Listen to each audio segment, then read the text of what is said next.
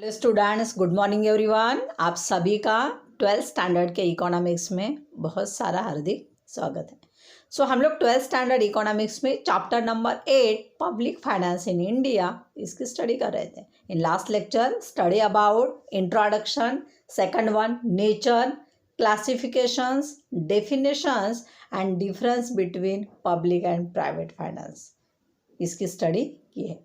ठीक है। So today we are going to study about public expenditure and with reasons for growth in public expenditure. So हम लोग public expenditure के information उसके साथ में पब्लिक एक्सपेंडिचर्स के रीज़न इसकी स्टडी करेंगे। फर्स्ट वन हम लोग देखते हैं कि ये पब्लिक एक्सपेंडिचर की पार्श्वभूमि क्या है। So public expenditure is an expenditure that incurred by the public authority, that consists by the public authority. So which is the public authority? So first one is the central government, state government, local bodies, etc. So public expenditure किससे consist है? हमारे government से, जो हम लोग वहाँ पर देख रहे हैं सेंट्रल, स्टेट या फिर लोकल, उससे ये क्या है? इनक्योर है। उसके साथ में हम लोग देखेंगे protections for their citizens. Government it's main responsibility of the protections of their citizens means protections of their people.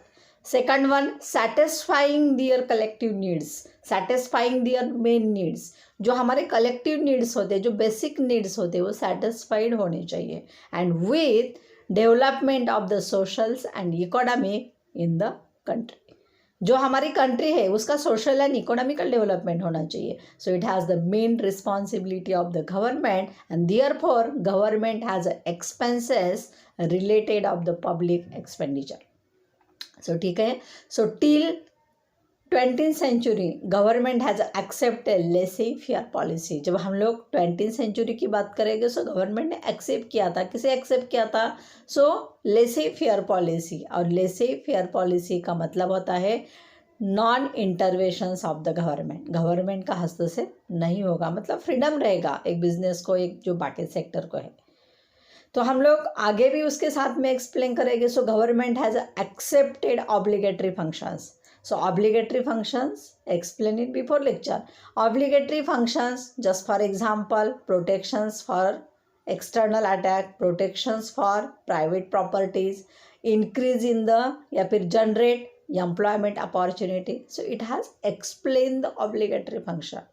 तो इसे हम लोग obligatory functions कहते हैं। इसे गवर्नमेंट परफॉर्म कर रहा है। But its modern time government has accepted defensive and second one is the civil administrations. बस आज के डेट में हम लोग देखेंगे गवर्नमेंट को ज़्यादा से ज़्यादा प्रमोट कर रहा है, एक्सप्रेस दे रहा है। किसे? सिविल एडमिनिस्ट्रेशंस को, और उसके साथ में डिफेंसी को क्या कर रहा है? ज़्यादा से ज़्यादा एक्सेप्ट कर रहा है, वहाँ पर उसे एक तरीके से एक्सप्रेशंस कर रहा है। With explain of the optional functions. Optional functions not given money but it has a important of the country's development after the 4 year 10 year 20 years etc. आज के डेट में इसका इतना इम्पोर्टेंस गवर्नमेंट के रिकवरी के लिए नहीं है, बट गवर्नमेंट को, इंडिया को या फिर इस डेवलपमेंट को इसकी बहुत ज़रूरत है। कौन से एग्जाम्पल है? ऑप्शनल फंक्शन में education facility, health facility, social concern of the people, old age pensions etcetera. ठीक है, ये सभी की ज़रूरत रहती है और ये सभी को कहा जाता है optional functions. Means it has explain the public expenditure and public expenditure classifications of the 4 category. Just for example revenue expenditure, capital expenditure, development expenditure and non development expenditure. ठीक है। ये 4 टाइप्स में इसका क्लासिफिकेशंस रहता है। इसकी study आपको detail में करनी है क्योंकि ये क्वेश्चंस रिटर्न में नहीं है, इसलिए हम लोग वहाँ पर इसके खाली नाम ही देखें। नेक्स्ट वन वहाँ पर क्वेश्चन है, it's continuously reasons for growth in a public expenditure. What reasons growth for the public expenditure? There are the explain 8 reasons for growth of the public expenditure. जो पब्लिक एक्सपेंडिचर्स के हम लोग जो reasons देखेंगे इन generally वहाँ पर यहाँ पे 8 रीजंस को क्या क्या है उन्होंने एक्सप्लेन किया है। It is observe that there is a continuously growth and development of the any country. So it's study of the reasons. So first one point है, let us study this the important reasons, and first one है increase in the activity of the government.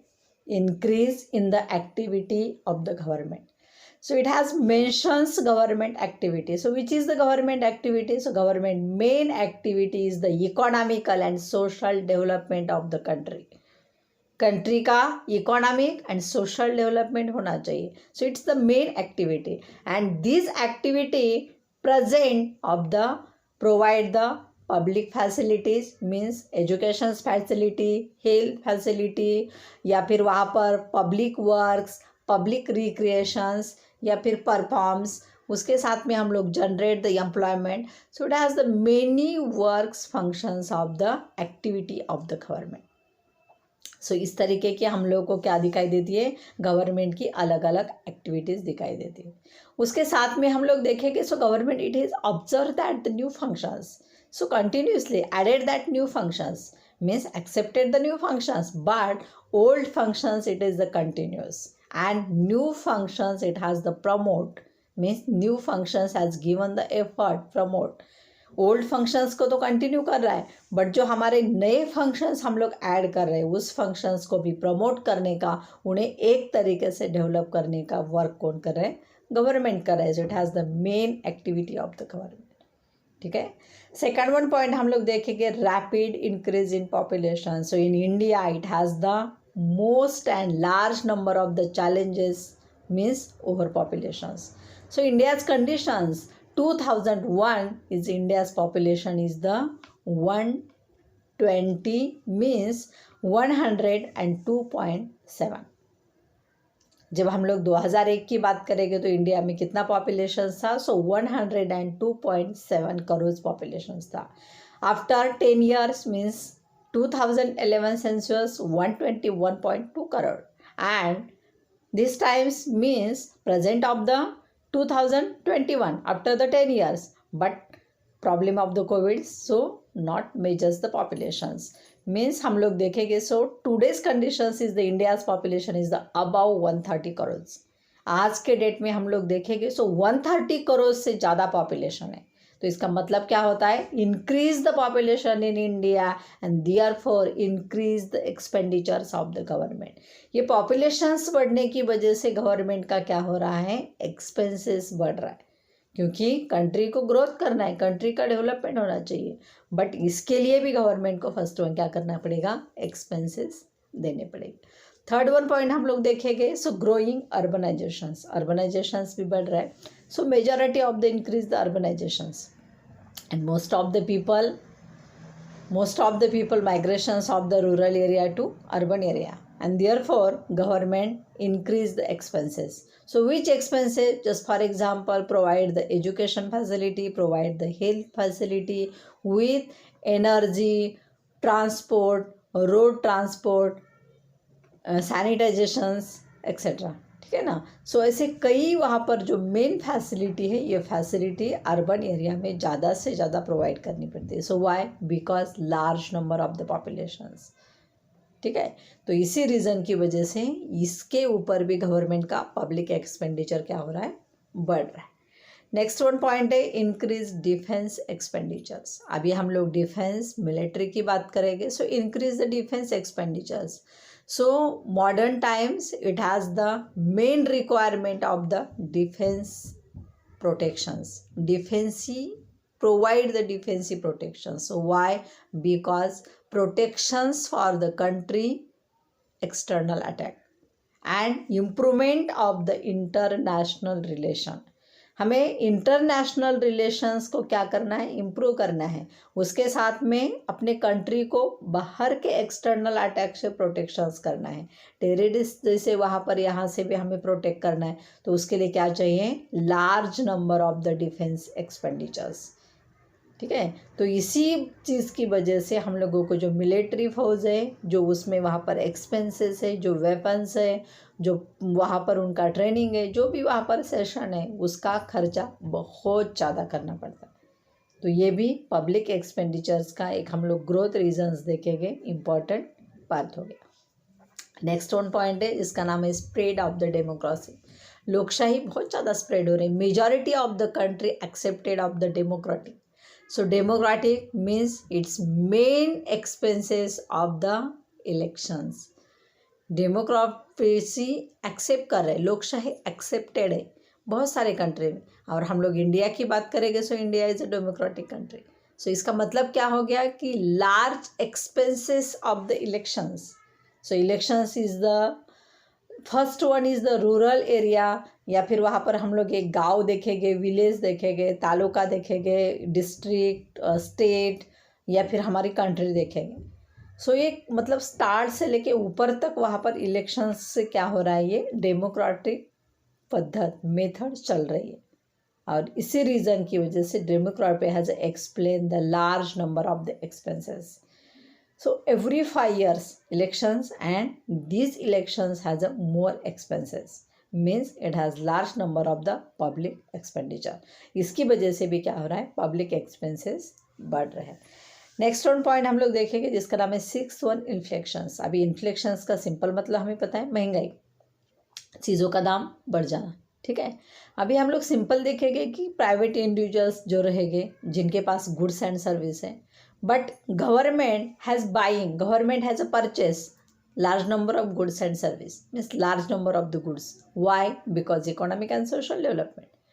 जब government वहाँ पर large quantity में goods को purchase कर रहा है, सो क्यों कर रहा है, क्योंकि कंट्री का इकोनॉमिकल एंड सोशल डेवलपमेंट भी होना चाहिए। लोगों को भी एक मतलब हमारे फार्मर्स को अच्छा रेट मिलना चाहिए, कंट्री भी वहाँ से डेवलप होनी चाहिए, ये लेके हम लोग इंटरनेशनल मार्केट में इसे गवर्नमेंट के थ्रू बहुत अच्छे से सेल कर सकते। तो इसी रीज़न की वजह से ये परचेज किया जाता है। But actually increase the price of commodity, means market में इसकी प्राइस बढ़ गई, सो इसका डायरेक्ट वापर आप किसके ऊपर हो जाएगा, increase the cost of government. Actually government का कॉस्ट बढ़ेगा।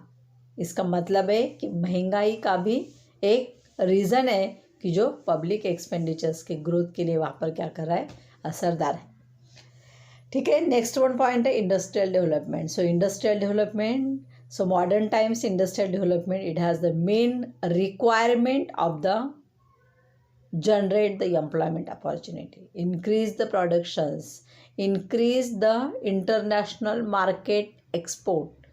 हम लोग कई एग्जांपल्स देखेंगे कि आज के डेट में एम्प्लॉयमेंट सबसे ज़्यादा प्रोवाइड हो रही है इंडस्ट्रियल सेक्टर से, और ये बढ़ सकती है। और उसके साथ में हम लोग देखेंगे कि इंटरनेशनल मार्केट में इसकी वजह से हमारा स्टेटस, हमारी कंट्री को डेवलपमेंट मिल सकता है, हमारे मनी का वैल्यूज़ बढ़ सकता है। तो इसके लिए भी वहाँ पर क्या है, इंडस्ट्रियल डेवलपमेंट ज़रूरी है। And industrial development has a government explain the many sources implemented of the many policies. Government कई सोर्सेज क्रिएट कर रहा है, गवर्नमेंट कई पॉलिसीज़ इम्प्लीमेंट कर रहा है, and this policies expenses of the government. So government कोई पॉलिसीज़ दे रहा है, सो गवर्नमेंट का एक्सपेंसेस तो क्या हो जाएगा, एक्चुअली बढ़ जाएगा, ठीक है। तो इस तरीके से ये भी एक पॉइंट है। और लास्ट वन हम लोग पॉइंट देखेंगे जिसका नाम है डिजास्टर मैनेजमेंट।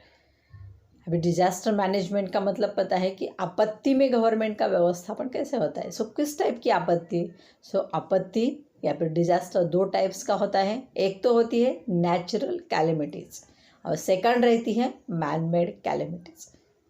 सो अभी हम लोग नेचुरल कैलेमिटी की बात करेंगे। सो कई तरीके की नेचुरल कैलेमिटी हमें दिखाई देती है, जैसे फॉर एग्जांपल्स फ्लड रहेंगे, फेमाइन रहेगा, अर्थक्विक रहेगा, या फिर कुछ डिसीजेस रहेंगे।